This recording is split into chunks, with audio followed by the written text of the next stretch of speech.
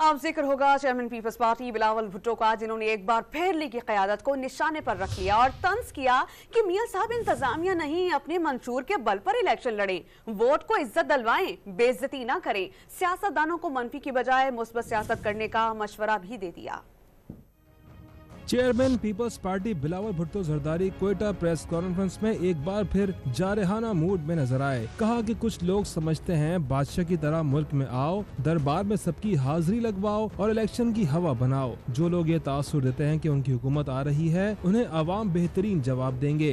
बहुत ही कोशिश रायबंट की तरफ से किया जा रहा है कि कोई हवा बनाया जाए।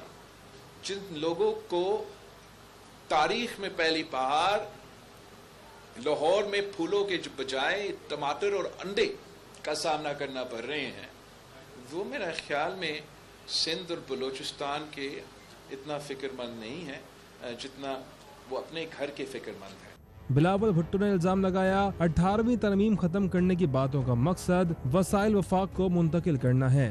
18वीं तरमीम को खत्म करने का मतलब ये है कि बलूचिस्तान, पख्तूनख्वा, सिंध और साथ साथ पंजाब के वसाइल पे टाका मार के वो वसाइल इस्लामाबाद बेचना है।